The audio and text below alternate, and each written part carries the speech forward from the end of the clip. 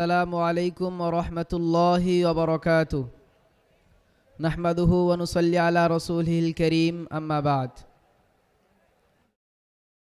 সম্মানিত উপস্থিতি এ পর্যায়ে আমাদের সামনে সালফে সালেহিনদের শিক্ষা দর্শন ও বর্তমান শিক্ষা ব্যবস্থায় তার প্রয়োজনীয়তা এই সম্পর্কে একটি গুরুত্বপূর্ণ এবং তথ্যবহুল ওয়াজ ফরমাইবেন আল জামিয়া আস-সালাফিয়া নারায়ণগঞ্জের সম্মানিত অধ্যক্ষ প্রিয় উস্তাজি শেখ আব্দুল আলিম ইবনে কাউসার মাদানী।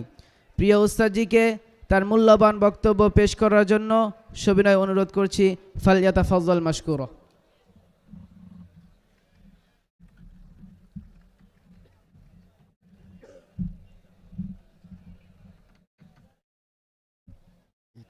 এদিকে একটু সরানো যাবে না? এটা এদিকে ডায়াসটা একটু একটু হ্যাঁ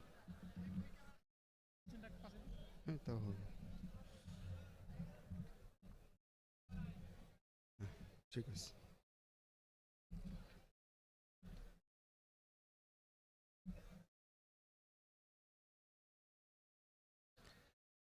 আসসালামু আলাইকুম ওয়া রাহমাতুল্লাহি ওয়া বারাকাতুহু। ইন্নাল হামদালিল্লাহ نحمده ونستعينه ونستغفره ونعوذ بالله من شرور أنفسنا ومن سيئات أعمالنا من يهده الله فلا مضل له ومن يضلل فلا هادي له وأشهد أن لا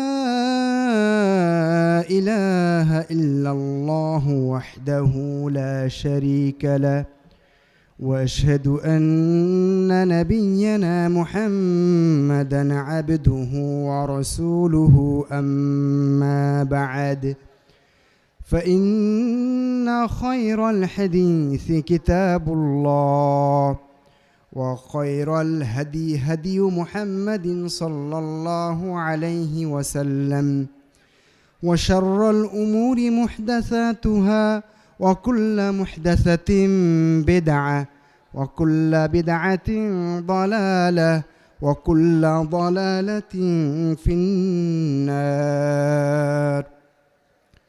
أعوذ بالله من الشيطان الرجيم. يرفع الله الذين آمنوا منكم والذين أوتوا العلم درجات والله بما تعملون خبير. দিনব্যাপী আল জামিয়া সালাফিয়া কর্তৃক আয়োজিত দিনাজপুর শাখা কর্তৃক আয়োজিত দিনব্যাপী সালাফি কনফারেন্সের আজকের এশার পরের অধিবেশনে আমার আলোচ্য বিষয় সালাফে সালেহিনের শিক্ষা দর্শন এবং বর্তমান শিক্ষা ব্যবস্থায় তার প্রয়োজনীয়তা। উক্ত বিষয়ে ইনশাআল্লাহ আমরা চেষ্টা করব সময়ের মধ্যে কোরআন হাদিস এবং সালাফে সালেহিনের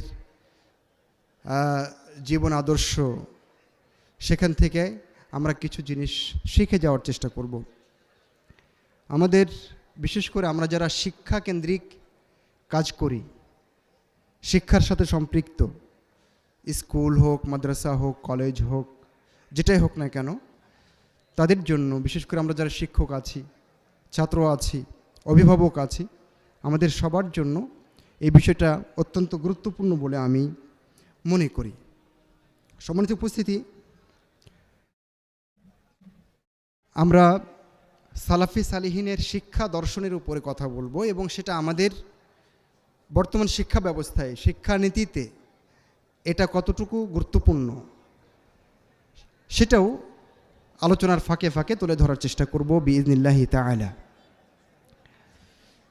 শিক্ষা, সালাফি সালেহিন তো আমরা বুঝি, তাই না?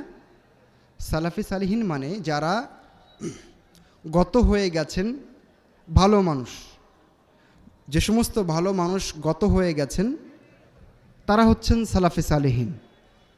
সাধারণত সালাফি সালেহিন বলতে সাহাবায়ে কেরামকে বোঝায় এবং সাহাবায়ে কেরামের পরে তাবিউন, তারপরে আতবাউত তাবিঈন, এবং এইভাবে ধীরে ধীরে যত মানুষ চলে গিয়েছেন একই ধারায়, একই আকিদায়, একই মানহাজে, একই বিশ্বাসে, এই যে ধারাবাহিকতা, এই যে মানুষগুলো, তাদেরকে আমরা বলছি সালাফে সালেহিন।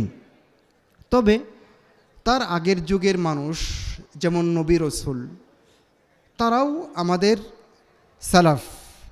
অনেক ক্ষেত্রে সালাফে সালেহিন বলতে তারাও উদ্দেশ্য হতে পারে। তো তাদের শিক্ষানীতি কেমন ছিল? সেই সময় তো আমাদের মতো এরকম তেঘরা, বিরল, দিনাজপুরের এই যে আল জামিয়া সালাফিয়া, এরকম তো প্রতিষ্ঠান ছিল না, এরকম বিল্ডিং ছিল না। তো তখন কিভাবে, কোন পদ্ধতিতে, কি তারা শিখতেন, এটা আমাদের জন্য খুবই গুরুত্বপূর্ণ। সর্বপ্রথম আমাদের সালাফে সালেহিনের শিক্ষানীতিতে যে জিনিসটি ছিল সেটি হচ্ছে আন-নিয়া। নিয়াতটা ছিল সালাফি সালেহিনের শিক্ষানীতিতে সবচেয়ে গুরুত্বপূর্ণ বিষয়।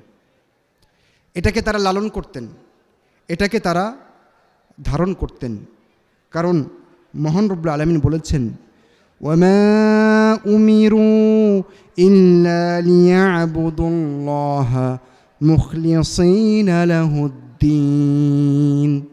কারণ মানুষকে শুধুমাত্র ইখলাসের জন্য, ইখলাসের সাথে তারা ইবাদত করবে, এই জন্য মহান রব্বুল আলামিন তাদেরকে আদেশ করেছেন। এই আদেশটাই তারা কেবলমাত্র হয়েছে।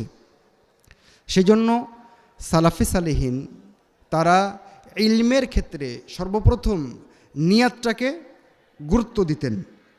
আমরা দেখেছি নবী সাল্লাল্লাহু আলাইহি ওয়াসাল্লাম, আপনারা সবাই জানেন, ইন্নামাল আমালু বিন্নিয়াত, সবাই জানেন এই হাদিসটা। সালাফি সালেহিন ইলমের ক্ষেত্রে নিয়াতটাকে আগে পরিশুদ্ধ করতেন, এটাকে খালেস করার চেষ্টা করতেন। ইলমকে কেবলমাত্র পরকালের পাথেয় হিসাবে তারা ইলমের সাথে থাকতেন, শিক্ষা দিতেন, শিক্ষা নিতেন। নবী মুহাম্মদ সাল্লাল্লাহু আলাইহি সাল্লাম থেকে যে হাদিসটি বর্ণিত হয়েছে আপনারা সবাই জানেন, সহিহ মুসলিমের হাদিস, কিয়ামতের দিন এক শ্রেণীর মানুষ যাদেরকে মহান রব্বুল আলামিন জিজ্ঞেস করবেন যে তুমি কেন কোরআন পড়েছিলে, তখন সে তার মতো জবাব দিবে। তুমি কেন আলেম হয়েছিলে, তার মতো জবাব দিবে যে আমি তোমার জন্যই কোরআন শিখেছি, তোমার জন্যই দিন শিখেছি, তোমার জন্যই আলেম হওয়ার চেষ্টা করেছি। তখন আল্লাহ বলবেন কাযাবত, তুমি মিথ্যা বলেছ, বরং তোমাকে আলেম বলা হবে, তোমাকে ভালো কারি বলা হবে, আলেম হিসাবে তোমার প্রসিদ্ধি পাবে, দেশ জুড়ে তোমার খ্যাতি ছড়াবে, এটাই তোমার উদ্দেশ্য ছিল এবং সেটা অলরেডি তুমি পেয়ে গেছো দুনিয়াতে। এখন তোমার জন্য আর কিছু বাকি নেই। এই হাদিসের অন্য বর্ণনায় নবী মুহাম্মদ সাল্লাল্লাহু আলাইহি সাল্লাম আবু হুরায়রা রাদিয়াল্লাহু তাআলা আনহুর হাঁটুতে একটু আঘাত করে বললেন, ইয়া আবা হুরায়রা উলাইকা সালাসা আউয়ালু খালকিল্লাহি তুসাআরু বিহিমুন নার ইয়াউমাল কিয়ামা। আবু হুরায়রা, যে তিন শ্রেণীর কথা বলা হলো, হাদিসে তিন শ্রেণীর কথা এসছে, আমি শুধুমাত্র এক শ্রেণীর কথা আপনাদেরকে শোনালাম। এই তিন শ্রেণীর মানুষ দিয়ে সর্বপ্রথম এরাই হলো সৃষ্টির প্রথম সৃষ্টি, যাদেরকে দিয়ে জাহান্নাম উদ্বোধন করা হবে। সেজন্য সালাফি সালেহিনের শিক্ষা দর্শন, তাদের শিক্ষানীতিতে প্রথম নিয়াতের ব্যাপারটা বেশি গুরুত্বপূর্ণ ছিল। নবী মুহাম্মদ সাল্লাল্লাহু আলাইহি সাল্লাম অন্য জায়গায় বলেছেন, মান তাআল্লামা ইলমান মিম্মা ইবতাগা বিহি ওয়াজহুল্লাহ লা ইয়াতাআল্লামুহু ইল্লা লিইউসিবা বিহি আরাদান মিনাদ দুনিয়া লাম ইয়াজিদ আরফাল জান্নাহ ইয়াউমাল কিয়ামা। রাসূলুল্লাহ সাল্লাল্লাহু আলাইহি সাল্লাম বলেছেন, যে জ্ঞান কেবলমাত্র আল্লাহকে খুশি করার জন্য অর্জন করতে হয়, সেই জ্ঞান যদি কেউ অন্য কোনো উদ্দেশ্যে, দুনিয়া লাভের উদ্দেশ্যে অর্জন করে, তাহলে সে জান্নাতের সুগন্ধিটুকুও পাবে না। খতিব আল বাগদাদি রাহিমাহুল্লাহ তাআলা তিনি বলেছেন, ইয়াজিবু আলা তালিবিল হাদিসি আই ইখলিসা নিয়াতাহু ফি তলাবিহি, প্রত্যেকটা দিনের জ্ঞান পিপাসু, হাদিসের জ্ঞান পিপাসু, তাদের উপরে ওয়াজিব হচ্ছে যে সে তার নিয়াতকে খালিস করবে।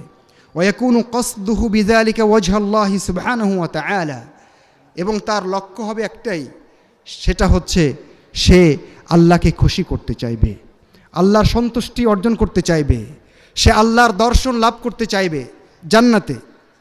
এটা হচ্ছে প্রত্যেকটা শিক্ষার্থী যারা বিশেষ করে দ্বীনি ইলমের সাথে রয়েছে, যারা মাদ্রাসায় পড়ে, যারা কোরআন হাদিস পড়তে আসে, তাদের জন্য এটা বাধ্যতামূলক হিসেবে খতিব বাগদাদি রাহিমাহুল্লাহ বলেছেন।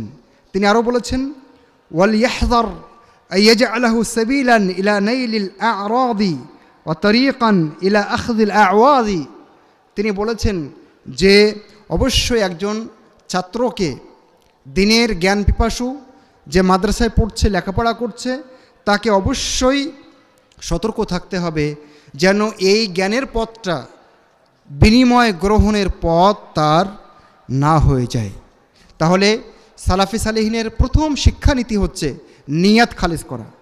আমরা যারা মাদ্রাসায় পড়ছি এবং পড়াচ্ছি, অভিভাবক এবং ছাত্র সবাইকে প্রথমে এই নিয়াতটা করতে হবে যে আমার বাচ্চাকে মাদ্রাসায় দিয়েছি, আর ছাত্রকেও ভাবতে হবে আমি মাদ্রাসায় এসেছি, আমার একটাই লক্ষ্য পরকাল, আমার একটাই লক্ষ্য আমি দ্বীনের দাওয়াত, তাওহীদের দাওয়াত জনসমাজে ছড়িয়ে দেব, নিজে আমল করব, পরিবারকে শেখাবো, সমাজকে শেখাবো, দেশের মানুষকে আমি ডেলিভারি দিব।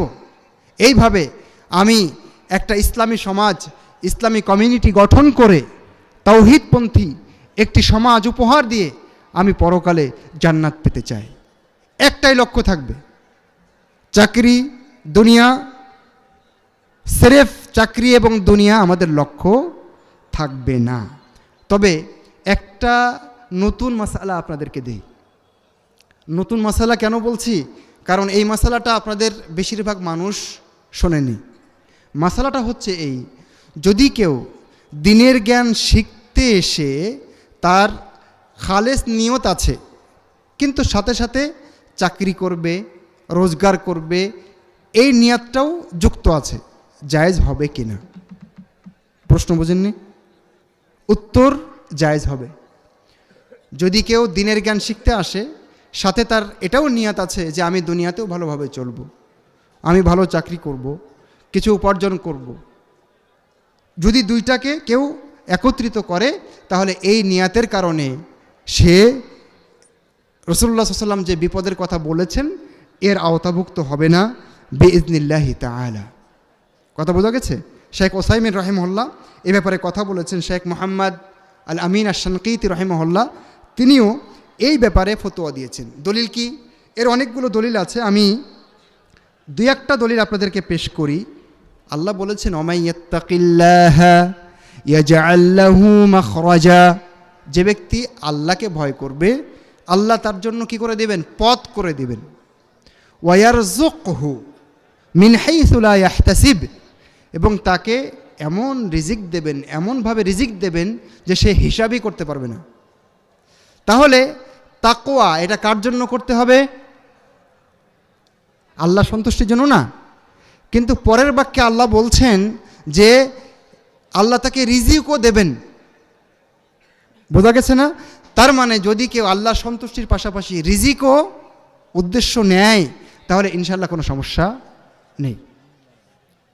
কোরআন মাজিদ বলছে, আল্লাহ রাসূল সাল্লাল্লাহু আলাইহি ওয়াসাল্লাম বলেছেন, মান কাতালা কাতিলান ফালাহু সালাবুহু, যে ব্যক্তি যুদ্ধের ময়দানে কাউকে মেরে ফেলে, মুসলিম কোনো কাফেরকে মেরে ফেলেছে, আল্লাহ রাসূল বলেছেন যে যাকে মেরে ফেলা হয়েছে তার সাথে থাকা অস্ত্র সরঞ্জাম, আরও টাকা পয়সা যা কিছু আছে, এই জিনিসগুলো ওই ব্যক্তি পাবে যে তাকে মেরে ফেলেছে, হত্যা করেছে। তো আল্লাহ রাসূল সাল্লাল্লাহু আলাইহি সাল্লাম বলেন, তো জিহাদ করতে হবে কেন? আল্লাহর দ্বীনকে বুলন্দ করার জন্য, উঁচু করার জন্য, আল্লাহর তাওহীদের কালিমাকে দুনিয়াতে উড্ডীন করার জন্য, তাই নয় কি? কিন্তু আল্লাহ রসুল বললেন যে ওই ব্যক্তির মালও সে পেয়ে যাবে যাকে সে হত্যা করেছে। তাহলে দেখেন সমন্বয় আছে না? রব্বানা আতিনা ফিদ দুনিয়া হাসানা ওয়া ফিল আখিরাতি হাসানা ওয়া কিনা আযাবান নার। এখানে দিন এবং দুনিয়া উভয়ই চাওয়ার কথা বলা হয়েছে। আর একটা হাদিস আপনাদেরকে শোনাই। নবী মুহাম্মদ সাল্লাল্লাহু আলাইহি ওয়াসাল্লাম বলেছেন, মান সাররাহু আন ইউবসাতা লাহু ফি রিজকিহি আও ইউনসা লাহু ফি আসারিহি ফালিয়াসিল রাহিমাহু। যার পছন্দ লাগে, ভালো লাগে যে তার রিজিক বাড়িয়ে দেওয়া হবে এবং তার বয়স বৃদ্ধি করা হবে, সে যেন আত্মীয়তার সম্পর্ক রক্ষা করে। তাহলে আত্মীয়তার সম্পর্ক রক্ষা করা একটা ইবাদত, এটা আল্লাহকে খুশি করার জন্য করতে হয়। কিন্তু দেখেন এর সাথে সাথে কি হয়ে যাচ্ছে, রিজিকও হয়ে যাচ্ছে, এর সাথে সাথে বয়সের যে বরকত সেটাও কিন্তু হয়ে যাচ্ছে। এইভাবে আমরা অবশ্যই আমাদের নিয়াত থাকতে হবে পরকাল, কিন্তু সাথে দুনিয়া, চাকরি বাকরি, টাকা পয়সা যদি যুক্ত হয় তাহলে কোনো দোষ নাই।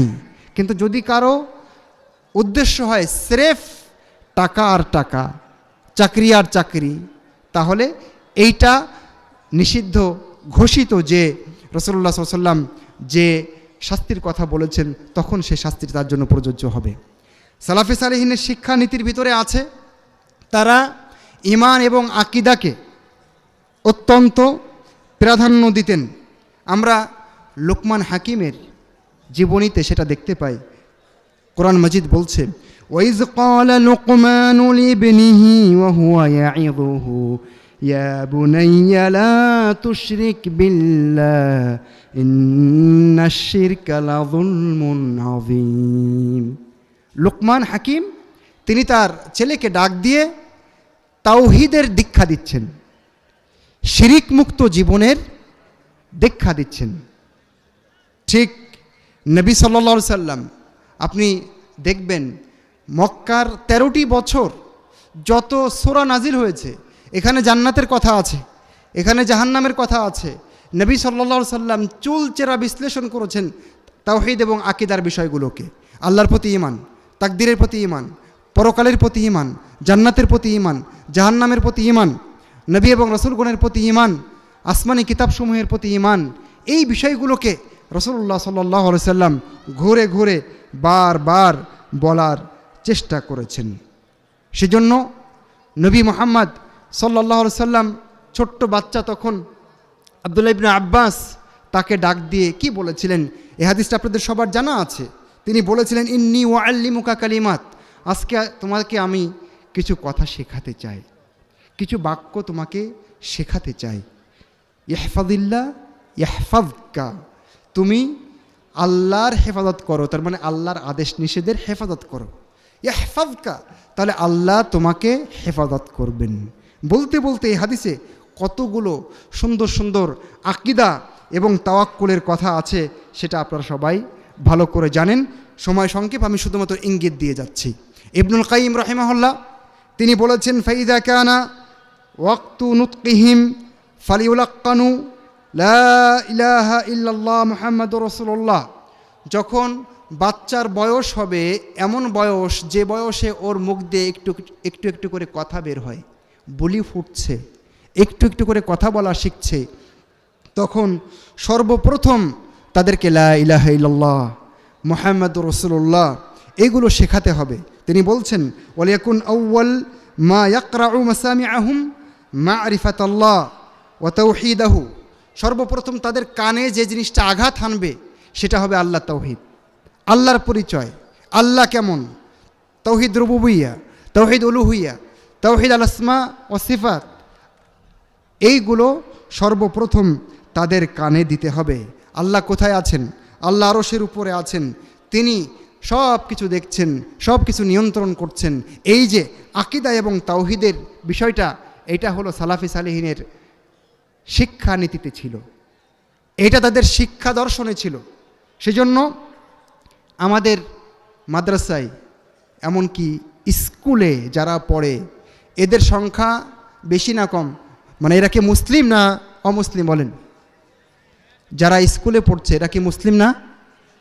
তাহলে তাদের ইমানের এই দীক্ষা, আকিদার এই দীক্ষা, ইসলামের বুনিয়াদি বিষয়গুলো, কিভাবে সালাত আদায় করতে হবে, কিভাবে হজ করতে হবে, কিভাবে যাকাত দিতে হবে, মেয়েদের জন্য তাদের হায়েজ নিফাসের বিষয়গুলো, ছেলেদের জন্য পবিত্রতা অর্জনের বিষয়গুলো, স্বপ্নদোষের বিষয়গুলো, এই জাতীয় যেগুলো বুনিয়াদি বিষয় আছে সেগুলো স্কুলের সিলেবাসে থাকা দরকার ছিল কিনা বলেন।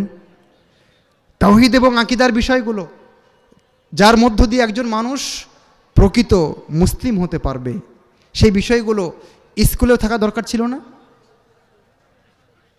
খুব ছিল, অনেক বেশি ছিল, কিন্তু আমাদের সিলেবাসে রাখা হয়নি। এমনকি কোরআন মাজিদকেও ওখানে পড়তে শিখবে, এই সিলেবাসটাও স্কুলে নাই।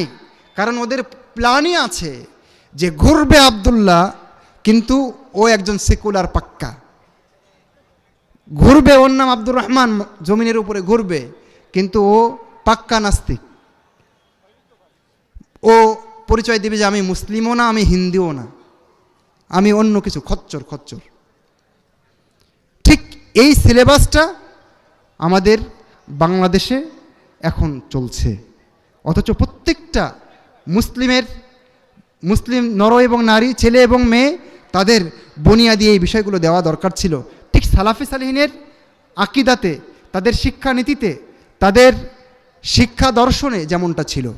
সম্মানিত উপস্থিতি, সালাফি সালেহিনের শিক্ষা দর্শনে, শিক্ষানীতিতে আর একটা জিনিস ছিল, সেটা হলো আগে আদব শেখানো হতো, আগে শিষ্টাচার শেখানো হতো, আগে ভদ্রতা শেখানো হতো। কথা বুঝতে পেরেছেন? আগে আদব শেখো, তারপরে আকিদা শিখবে, তারপরে ঈমান শিখবে, তারপরে কোরআন শিখবে, তারপরে অন্যান্য যত ইলম আছে সেগুলো শিখবে। সেজন্য আপনারা দেখবেন সালাফি সালেহিনের জীবনী পড়তে গিয়ে তাদের অনেক বক্তব্য আছে। তার ভিতরে সুফিয়ান আস-সাউরি বলেছেন, কানু লা ইখরিজুনা আবনাআহুম লিতলাবিল ইলমি হাত্তা ইয়াতাআদ্দাবু ওয়া ইয়াতাআব্বাদু 20 সানা। সালাফি সালেহিন তারা তাদের বাচ্চাদেরকে ইলম অর্জনের জন্য পাঠাতেন না, বাড়ি থেকে বের করতেন না, দূরে কোথাও দিতেন না, যতদিন না এই বাচ্চারা 20 বছর ধরে আদব এবং ইবাদাত শিখেছে। আগে আদব, ইবাদাত, তারপরে বিদ্যা শিখতে হবে। আব্দুল্লাহ ইবনুল মুবারক তিনি বলেছেন, তলাবতুল আদাবা 30 সানা, আমি 30 বছর ধরে আদব শিখেছি, ভদ্রতা শিখেছি, নম্রতা শিখেছি, ভালো আচরণ শিখেছি। ওয়া তলাবতুল ইলমা 20 সানা, আর জ্ঞান শিখেছি 20 বছর। তাহলে জ্ঞানের চেয়ে আদবটাকে আমাদের সালাফি সালেহিনের শিক্ষানীতিতে বেশি গুরুত্ব দেওয়া হতো। কিন্তু আমাদের কারিকুলামে, আমাদের পাঠ্যসূচিতে, আমাদের সিলেবাসে আদব শেখার ব্যবস্থা নিতান্তই বলতে গেলে নাই, আদর্শ শিক্ষা এটা নাই। যার কারণে আজকে, আগেকার দিনে আমরা দেখতাম যে একটা বাচ্চা সাইকেল চালিয়ে যাচ্ছে, মুরব্বি কাউকে দেখলে, স্যারকে দেখলে নেমে যেত দূর থেকে, তারপরে স্যারকে সালাম দিয়ে অনেক দূরে ক্রস করে গিয়ে সালাম দিত, আবার সাইকেল চালাতো। কিন্তু এখন কি, এখন না পারে আপনার গায়ের উপরে সাইকেলটা উঠিয়ে দিবে। এখন ও সিগারেট খাওয়া এমন অভ্যস্ত হয়েছে, ধোঁয়াটা পারলে আপনার মুখে করে ছাড়বে। বুঝতে পেরেছেন? কারণ আদবের যে শিক্ষা ক্লাস, এটা আমরা আমাদের শিক্ষা ব্যবস্থায় সিলেবাসে রাখতে পারিনি। সম্মানিত উপস্থিতি, এরপরে আমাদের সালাফি সালেহিনের শিক্ষানীতিতে যে জিনিসটা ছিল সেটা হলো কোরআন শিখতে হবে, কোরআন মুখস্থ করতে হবে।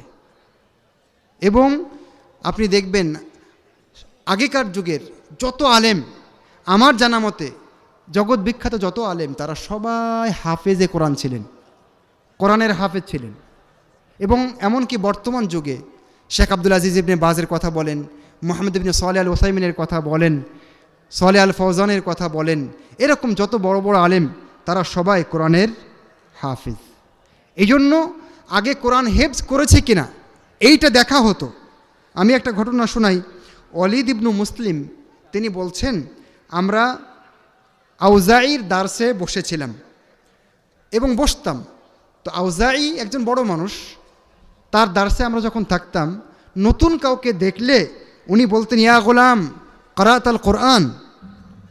তখন তিনি নতুন কাউকে দেখলে বলতেন, এই বাচ্চা কোরআন পড়েছো, এখানে যে আসছো? যদি কোরআন বাচ্চা বলতো হ্যাঁ কোরআন পড়েছি, তখন তাকে তিনি অ্যালাউ করতেন, ঠিক আছে বসো। আর যদি বলতো না, তখন বলতেন ইজহাব তাআল্লামিল কোরআন ক্বাবলা আন তাতলুবাল ইলম। আগে জ্ঞান নেওয়ার আগে, নাহু শেখার আগে, সরফ শেখার আগে, আরবি সাহিত্য শেখার আগে, বুলুগুল মারাম পড়ার আগে, মিশকাত পড়ার আগে, কুতুবে সিত্তা পড়ার আগে তুমি কোরআন শেখো, তারপর এখানে আসবে। খতিব বাগদাদি রাহিমাহুল্লাহু তাআলা তিনি বলছেন, এমবাগি লিত্তালিব আই ইয়াবদা বিহিফজি কিতাবিল্লাহ। একজন ছাত্রের উচিত সে কিতাবুল্লাহ কোরআনে কারিম হিফজ দিয়ে তার ইলম শুরু করবে, জ্ঞান শুরু করবে। আগে কোরআন মুখস্থ করবে, তারপরে জ্ঞানের অন্যান্য শাখায় প্রবেশ করবে। কেন? ইযকানা আজাল্লাল উলুম ওয়া আউলাহা বিসসাবকি ওয়াত তাকদিম। কারণ এটা অত্যন্ত দামি জ্ঞান এবং বিদ্যা। সম্মানিত উপস্থিতি, তাহলে আমরা কি করতে পারি? আমরাও আমাদের বাচ্চাদেরকে আগে কোরআন হিফজ করাতে পারি, আগে কোরআনে ভালো করে দক্ষ করতে পারি। আমরা দেখেছি যে বিভিন্ন মঞ্চে অনেক বক্তাকে আমরা বক্তব্য দিতে শুনি, কিন্তু কোরআন তেলাওয়াত একেবারে কি শূন্যের কোঠায়। প্রচুর ভুল আছে, আছে কি নাই? আছে। সেজন্য আমাদের বাচ্চাদেরকে আগে কোরআনের মতো এই নূরটা আগে তাদের ভেতরে ঢোকাবার চেষ্টা করতে হবে। এরপরে আপনি অন্য কিছু শেখাবেন, এখন শেখান। সালাফি সালেহিনের শিক্ষানীতিতে, শিক্ষা দর্শনে আর একটা জিনিস ছিল, তারা মুতুন ইলমিয়া মুখস্থ করতেন এবং করাতেন। মুতুন ইলমিয়া বুঝবেন তো? মুতুন ইলমিয়া হচ্ছে প্রত্যেকটা ফান, প্রত্যেকটা শাস্ত্রের, সেটা ফিকহ হোক, উসুলে ফিকহ হোক, উসুলে হাদিস হোক, উসুলে তাফসির হোক, নাহু হোক, সরফ হোক, এরকম ইসলামী শরীয়তের মূল বিষয়ে একটা করে একেবারে মানে সার বক্তব্য, কবিতা আকারে হোক বা গদ্য আকারে হোক, এইটা তারা মুখস্থ করতেন। কথা বোঝা গেছে? আমাদের এই মুখস্থর বাইরে গিয়ে আসলে এলেম হবে না। এর জন্য যার যত বেশি মুখস্থ আছে সে তত বড় আলেম। আব্দুর রাজ্জাক আস-সানআনী রাহিমাহুল্লাহু তাআলা তিনি বলেছেন, কুল্লু ইলমিন লা ইয়াদখুলু মা সাহিবিহি আল হাম্মাম ফালা তাউদ্দাহু ইলমান। প্রত্যেকটা জ্ঞান যা ওই ব্যক্তির সাথে বাথরুমে ঢোকে না, তাকে তুমি জ্ঞান হিসাবে গণ্য করো না। বুঝেননি? প্রত্যেকটা জ্ঞান যা আমার সাথে বাথরুমে ঢোকে না, ওটা জ্ঞান নয়। তার মানে কি? তার মানে আমাদেরকে মুখস্থ করতে হবে, বাচ্চাদেরকে মুতুন ইলমিয়া মুখস্থ করাতে হবে। আপনারা শুনে খুশি হবেন যে মসজিদে নববীতে এখন ইসলামী শরীয়তের সব শাস্ত্রে, সব দিক এবং বিভাগে এরকম মুতুন রয়েছে, যেগুলো আপনার বাচ্চা আপনি চাইলে বাসায় বসে মুখস্থ করাতে পারেন এবং সার্টিফিকেট তারা দেয়। তাহলে এই মুতুন ইলমিয়ার সাথে যদি আমাদের বাচ্চাদেরকে কানেক্ট করতে পারি, ইনশাআল্লাহ তাদের ভিত্তি অনেক শক্তিশালী হবে। শেখ ওসাইমিন রাহিমাহুল্লাহকে জিজ্ঞেস করা হয়েছিল, শায়েখ অনেকে বলে আরে বুঝলে হয়, গবেষণা করতে পারলে হয়, কিসের অত মুখস্থ বিদ্যা, এটা আবার কি দরকার নাই। তখন উনি বলেছিলেন যে হাযাল কালামু লাইসা বিসহিহ, এই বক্তব্য ঠিক নয়, বরং ওয়া নাহনুল আন বালাগনা মা বালাগনা, আজকে আমরা যে পর্যন্ত পৌঁছেছি বয়সে জ্ঞানে, ওমা মা'না ইল্লা মা হাফিজনা, কিন্তু এই বয়সে আমাদের কাছে তো অতটুকু আছে যা আমরা ছোটোবেলায় মুখস্থ করেছিলাম। তারপরে তিনি বলছেন, আমরা জাদুল মুস্তাকনে, বুলুগুল মারাম, এরকম অনেকগুলো কিতাবের নাম বলেছেন যে এগুলো আমরা মুখস্থ করেছিলাম এবং এগুলোই আমাদের সাথে রয়েছে। সেজন্য আমাদের বাচ্চাদেরকে প্রত্যেকটা মাদ্রাসায়, বিশেষ করে আমি বলবো, বিশেষ করে জামিয়া সালাফিয়া সহ এই ধরনের যত প্রতিষ্ঠান আছে, আমাদের প্রতিষ্ঠানগুলোতে অবশ্যই মুতুন ইলমিয়া মুখস্থ করানোর কর্মসূচি হাতে নিতে হবে। এটা অত্যন্ত জরুরি, না হলে সে বড় হয়েও জ্ঞানের মূল বিষয়গুলো ধারণ করতে পারবে না। সম্মানিত উপস্থিতি, আমার কথা একেবারে আমি গুটিয়ে নিয়ে আসার দিকে চলে আসছি। সালাফে সালেহিনের শিক্ষা দর্শনে ইলিমের সাথে আমলটা খুবই ওতপ্রোতভাবে যুক্ত ছিল। তারা ইলিম অর্জন করতেন আমলের জন্য। সেজন্য শারাহিল অর্থাৎ শাআবী রাহিমাহুল্লাহ তিনি বলতেন, কুন্না নাস্তাঈনু আলা হিফযিল হাদিস বিল আমালি বিহি, আমরা হাদিস মুখস্থর ব্যাপারটাকে শক্তিশালী করতাম আমলের মধ্য দিয়ে। ইমাম আহমদ বলছে, যে কয়টা হাদিস মুখস্থ করেছি সেই কয়টা হাদিসে আমি আমল করেছি।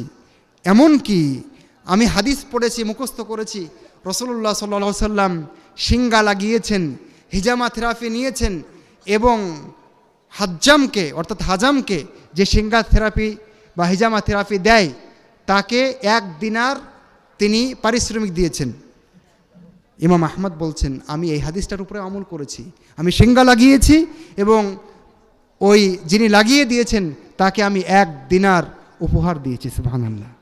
তাহলে আমাদের বাচ্চাদেরকেও প্রতিটা মাদ্রাসায় এই প্রশিক্ষণ থাকতে হবে। যা আমরা শিখছি, শেখাচ্ছি বাচ্চাদেরকে, অবশ্যই যেন সেটা আমলে পরিণত হয়। তারা অনেক বেশি চেষ্টা করতেন, অনেক বেশি সাধনা করতেন।